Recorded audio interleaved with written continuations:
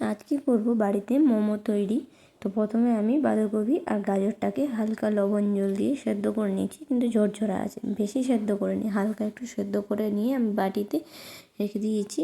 তারপরে 1 চামচ নিয়েছি লবণ আর পরিমাণ মতন ময়দা, মানে ময়দা নিয়েছি আমি পরিমাণ মতন, যে যেমনটা তৈরি করবে তেমনটাই। আর আমি এতে একটু সাদা তেল দিয়ে ময়ম দিয়ে দিয়েছি, কারণ ময়মটা একটু ভালো মতনই দিতে হবে, না তো আবার এটা ভালো মতন ময়দাটা মাখা হবে না। তারপরে আমি এতে একটু ঠান্ডা জল দিয়ে দিয়েছি।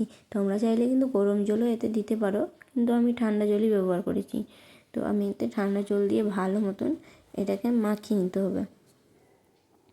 আমি এটাকে সুন্দর করে মাখিয়ে নিয়েছি। তারপরে এদিকে চলে এসেছি চাটনি করতে। চাটনির জন্য এখানে আমি বাদাম আর লবণ রেডি করে নিয়েছি। এদিকে রসুন, টমেটো, ধনেপাতা, কাঁচা লঙ্কা। তো আমি এখানে প্রথমে ধনেপাতা দিয়ে দিলাম আর একটা কাঁচা লঙ্কা। টমেটো মানে যে যেমনটা ঝাল খাই তেমনটাই দেবে। আমাদের বাড়িতে হালকা একটু ঝাল খাই, তাই আমি একটাই কাঁচা লঙ্কা দিয়েছি আর রসুন দিয়ে দিয়েছি। এবার এটাকে আমি পেস্ট করব। এটা আমার পেস্ট করা হয়ে গেছে অলরেডি। এই চাটনিটা কিন্তু খুব ভালো লাগে। এর মধ্যে আমি একটু সস এড করলাম, মানে চিলি সস আছে, টমেটো চিলি সস। আর এতে আমি 1 চামচ মেয়োনিজ এড করলাম। মেয়োনিজটাও কিন্তু সব কিছুতেই খাওয়া যায়, তো আমি সব কিছু এতে একবারেই অ্যাড করে দিলাম। এটাকে ভালো মতন আমি পেস্ট করে নিলাম।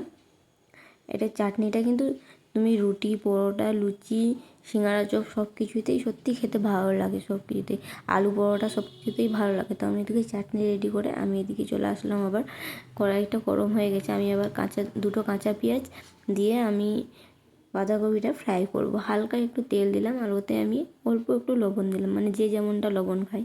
আর আমি যে দুটো পেঁয়াজ কুচো করে রেখেছিলাম, এবার এটাকে হালকা একটু ভাজবো, বেশি ভাজবো না, এটা একটু কাঁচা কাঁচা ভাব থাকবে। এই যে এখানে একটু আমার কাঁচা কাঁচা ভাব আছে, এতে আমি একটু লঙ্কা গুঁড়ি দিলাম, এতে একটু ঝাল ঝাল লাগবে।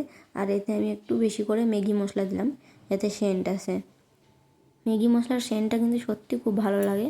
দিয়ে এবার আমি বাঁধাকপিটা যে জলটা ঝরিয়ে রেখেছিলাম, এটাকেও আমি এবার ভালো মতন হালকা একটু ফ্রাই করে নেব।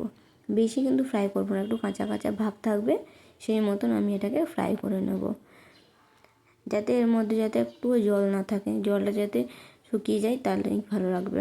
দিয়ে আমার বাঁধাকপিটা ফ্রাই করা হয়ে গেছে, হালকা হালকা কাঁচা ভাব আছে, সেটা তোমরা দেখেই বুঝতে পারছো। এবার এদিকে আমার বাঁধাকপি ফ্রাই করে আমি ওই কড়াইটা ধুয়ে ভালো মতন আমি এতে অর্ধেক কড়াইয়ের মতন জল দিয়ে আমি এই ঝুড়িটা দিয়ে দিয়েছি। যাদের বাড়িতে মোমো করার মেশিন আছে তাদের তো বেশি ভালো। তো চলো, এতে আমি ভালো মতন একটু বেশি করে তেল লাগিয়ে নিয়েছি, কারণ মোমোটা দিলে কিন্তু এদিকে আবার লেগে যাবে, তাই জন্য আমি একটু বেশি করে তেল দিয়ে লাগিয়ে এদিকে মামুনি ময়দাটাকে ভালো মতন মাখিয়ে নিয়ে এদিকে গোল গোল করে বেলে নিচ্ছি। এটা যত পাতলা হবে তত ভালো। তো আমি একটু বড় করেই করেছি, তোমরা চাইলে একটু ছোট করতে পারো, আমরা বাড়িতেই খাবো তাই জন্য একটু বড় বড় করেছি। তো এইভাবে বেলে সবটাকে এক করে বাঁধাকপির পুরটাকে একটু একটু করে মামুনি ভরে পিঠের মতন করছে। তোমরা চাইলে যেমন মোমো যেমন গোল গোল করে তেমন তোমরাও করতে পারো, কিন্তু মোমো এরকমও হয়, দুরকম টাইপেরই হয়, যে যেমনটা করবে তেমনটাই হবে। তো দেখো কত সুন্দর লাগছে দেখতে। আমরা একটু বড় বড় করছি বলে বেশ আর একটু সুন্দর লাগছে। এইভাবে আমি সবটা মোমো তৈরি করে নিয়েছি। এবার এটাকে ঢাকা দেবো।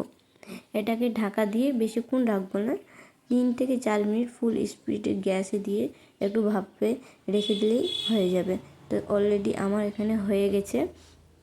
তো দেখো কত সুন্দর ছেড়ে যাচ্ছে, বেশি করে তেল দেওয়ার জন্য এটা কত সুন্দর ছেড়ে যাচ্ছে। এতে কিন্তু একটু বেশি করে তেল দিতে হবে। তো অলরেডি মোমো রেডি হয়ে গেছে বাড়িতে। খেতেও কিন্তু খুব সুন্দর হয়েছিল। তো আমি আগে খেয়েছি, তারপরে ভিডিওটা পোস্ট করেছি। খেতে কিন্তু দুর্দান্ত হয়েছিল, এগুলো দোকানের মতনই কিন্তু অনেকটা টেস্ট এসেছিলো। আর এই চাটনিটা দিয়ে খেতে তো আরও সুন্দর লাগে, কিন্তু এই চাটনিটা তো আর দোকানে দেই না, তো আমি বাড়িতেই বানিয়েছিলাম। তো তোমরাও ট্রাই করে দেখো কেমন লাগলো, লাইক কমেন্ট করে অবশ্যই জানাবে।